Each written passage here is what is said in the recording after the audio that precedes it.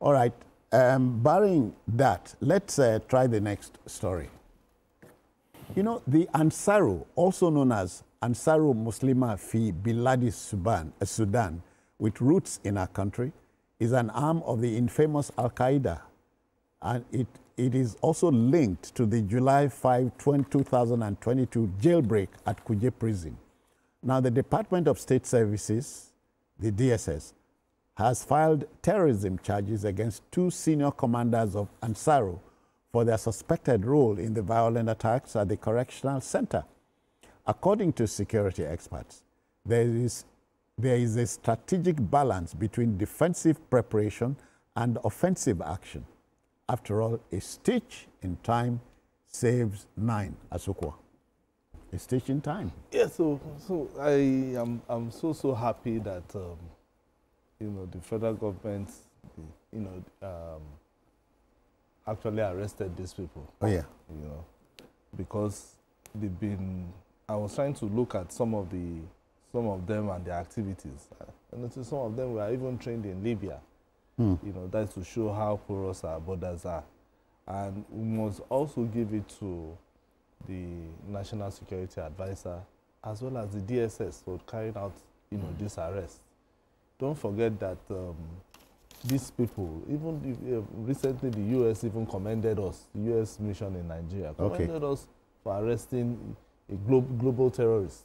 You know, you know, so we'll keep doing our work as far as, you know, making sure that Nigeria is safe.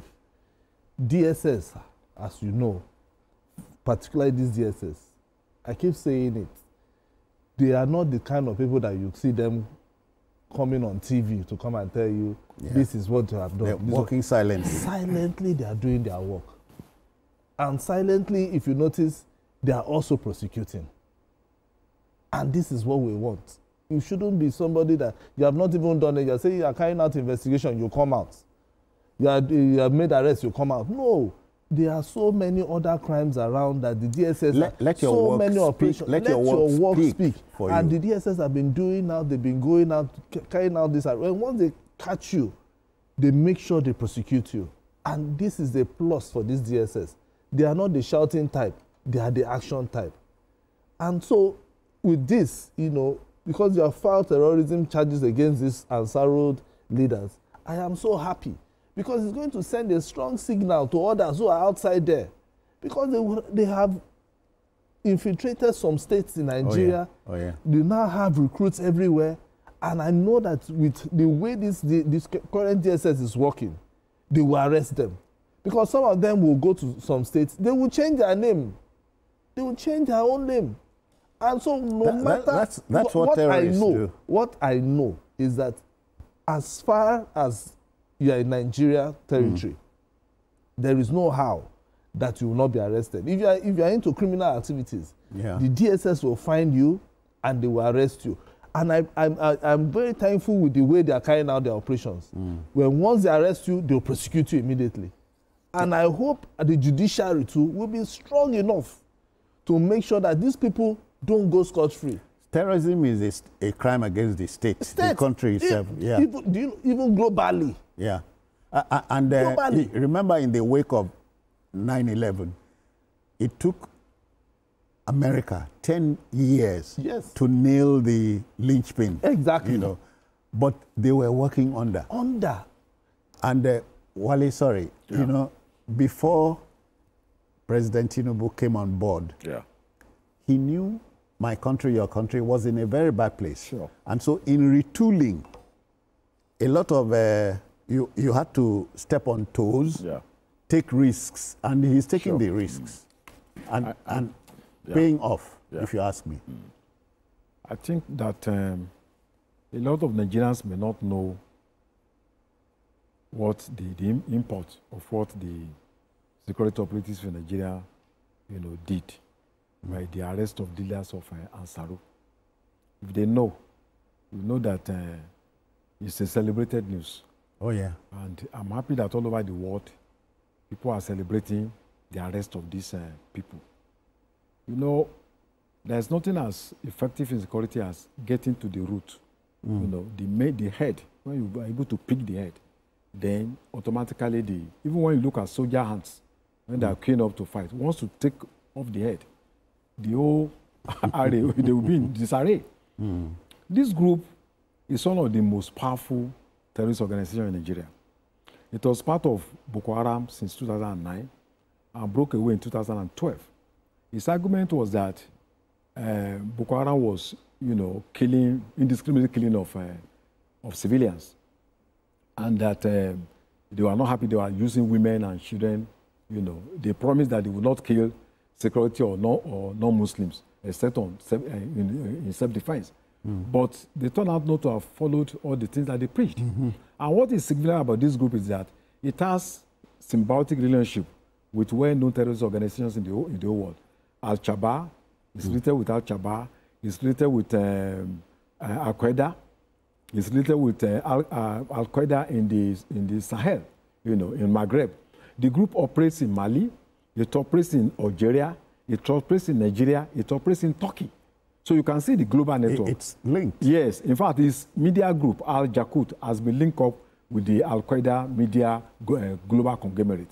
So it tells you that this is not that just unlike Boko Haram that is focusing on Nigeria, mostly Borno and where they Borno and Yobe, where they want to have a caliphate state. This group has one of the most strongest international network. That means collects funds and all sort of things from organized hard training in Somalia, in Nigeria, you know, in Libya. So it's a well-organized group and has a numerical strength of about 2,000 to 3,000 men. So for the DSS, you know, to Mr. Adeola Oluwatosin Ajayi and then the NSA, you know, Malam Nuhu Ribadu, to have worked together and other security agencies to be able to track down these people. It's a big job. You know, if you know the kind of terror, you know, they were involved in kidnapping French people in Niger, Britons. You know, there was a convoy of soldiers going to Mali for another Mali for operation. They ambushed them and killed so many soldiers there. The Emir of Potiskum, he was traveling, I think, between Zaria and Kaduna. He was ambushed. They attacked him. You know, this same Ansaru. This same group. And in fact, those foreigners that they kidnapped, they executed them. You know, so it's a very mean and a very vicious organization. So to be able to get to the head, not just their members. And I'm happy for one thing. You know, when Yusuf Mohammed was arrested in 2009, he was extrajudicially killed. It's not always the best. By picking their leaders, taking them to court, you are going to be exposed to quantum of information that will be able to help you to understand how they operate, to be able to know who are their sponsors, to be able to be exposed to their modus operandi, where they have the sleeping and non-sleeping cells, and also a lot of things to be exposed to. But if because, you know, they killed their former leader, Abubakar Adam Kamba was their leader in 2003. He was killed. Then Al-Banawi also. Al-Banawi, but getting to arrest them, they must have carried out a lot of covert intelligence network to be able to do that without any shooting. Yeah, Wale, but what's troubling me now is what Asoko just said a while back. He said our borders are porous. Sure. We know we can take advantage of gadgetry, you know, and man our borders, our border crossings. Yeah, because these people, they come like the ants you talked about.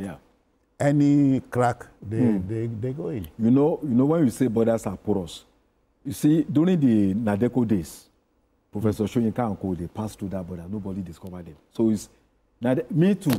Me, myself, Chima Ubani. In fact, we have to put oranges on our head to cross through that border so that we will not be detected. We are going to have a meeting in Ghana. I wanted under Abacha at that time. So I'm just telling you that. No, you are not reporting yourself. Go ahead. So I'm just telling you that. Borders, you know, it's not, especially when those people speak the same language with you. They speak your language, they speak they are part of your culture. They can come as people selling oranges, they can come as people selling beans. So it's a very difficult thing, but not impossible for us. If we are organized, if we are very strong intelligence, and especially technology, interagency intel. Yeah, some will even come as if they are traders. You know, they come in and then there's no way. And you know, we have over 1,000 unmanned borders through the bush paths who have been there for centuries. They know this route. Of course, people are going to Mecca through the road in those days. I mean, by road. So those traditional borders are there that unless you are thinking of a fence, there is no way you can man all those borders. But I agree with you, we can do more, especially when we are talking about fingerprints, we are talking about knee, we are talking about, so if you have data, a good data, when people pass through your border, you'll be able to detect them. Unfortunately, in Nigeria, when you are going across, nobody asks you to put your fingerprints. Even our airports, from Lagos to Abuja, nobody asks you to do your fingerprints. So terrorists can even pass through our airports. Unlike in Togo, Ghana, we want to enter, the first thing they take your fingerprints. Even local airports, they take your fingerprints. So I agree with you, we need to do a lot in terms of intelligence gathering, and using technology so that we can be able to track down, these offensive elements. Yeah. And as Sukas has just said, interagency information, exchanging information. We have talked about the DSS and the NSA, we should not play down the intelligence gathering operation of the police. No, of course. This, I think this administration have been able to bring back all the agencies and they work together. Yeah. I know back then it used to be like cat and mouse. They don't even see. And that is why even the terrorism even lingered for so long. But right now we can see some level of coordination right from the Office of the National Security Advisor. Even the DSS, like I was saying the other time, they try to prevent and even detect all kinds of crime. They try as much as possible to see. And so the only thing they need is just our support.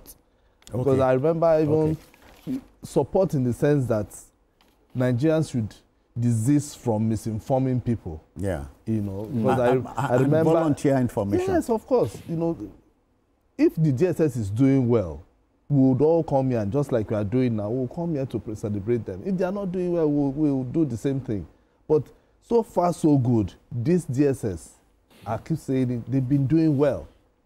And I remember seeing something that the DSS was, trying to, one publisher, what's his name, Showere, trying to, discredit them for doing a misinforming Nigerians, trying to incite Nigerians against, the government, or trying to even impugn the name of the president.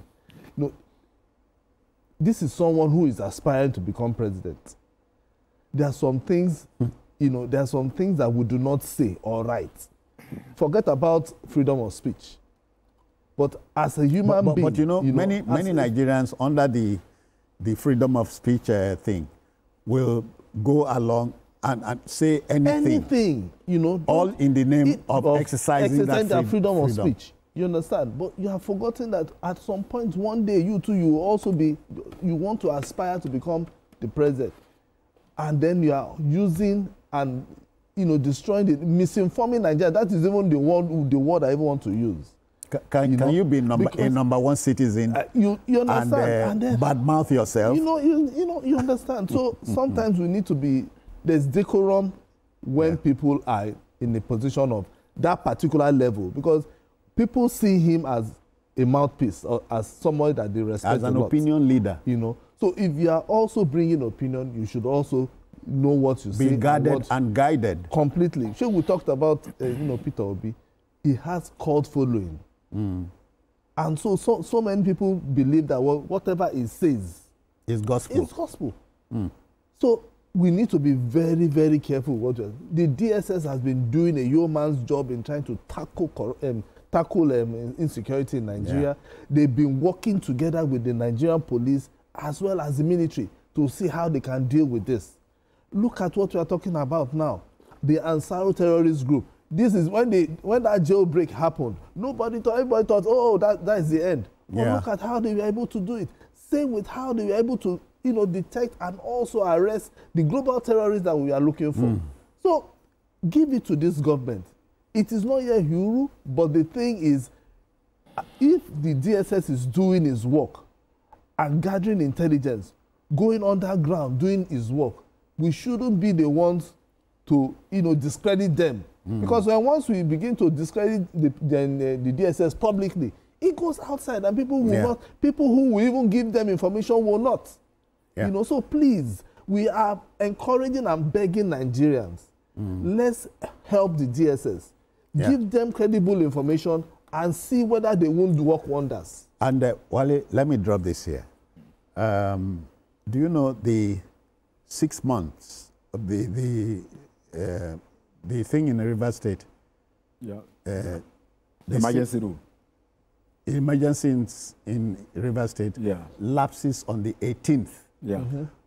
Already, cynics are their best, saying it will not happen. Meanwhile, the 18th is not here yet. Yeah. And the man in charge has written his handover notes. So they are waiting and so on. They go wait to.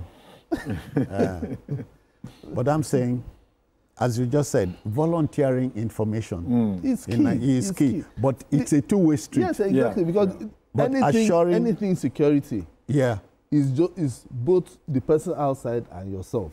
It starts with even us. Yeah, but if I volunteer information, my safety should be guaranteed. Sure. That's what Nigerians. That's why Nigerians don't like coming out. That is true.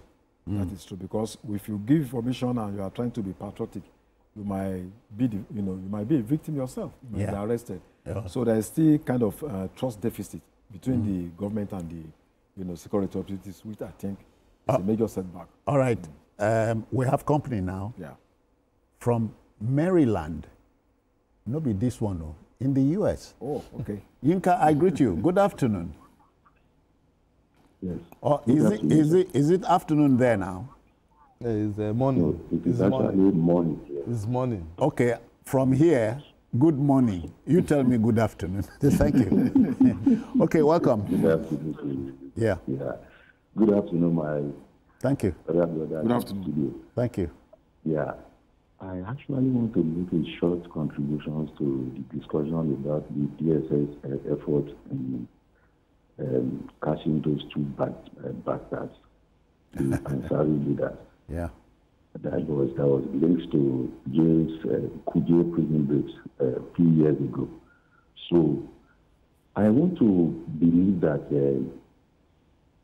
educating our society as regard intelligence gathering is a very, very key in taking care of these guys.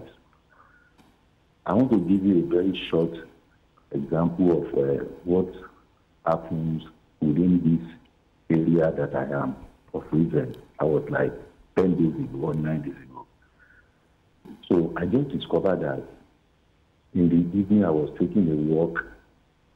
I just saw a police officer that just drove down to a particular long farm in the residential area. Okay. So on my way back from my walk and exercise, I later discovered that it was somebody within that residential area that observed that long truck in the community that just alert police. And at the end of the day, they discovered that those guys, they were carrying illicit drug in that truck. Yeah, yeah. So, with that, you understand the importance of information gathering and with cooperation from every community. I agree, yeah. Because when the release will happen, we will never tell who is going to be affected. That is why we need to make sure that when you see something, say something to appropriate order. Yeah, yeah. That little contribution you are doing, you never can tell how long it's going to help that community. Thank you, Yinka. You live in God's own country. We are trying to make ours God's own country, God's own neighborhood. Thank you very kindly. All right, to our next story. Well, last not least story. To say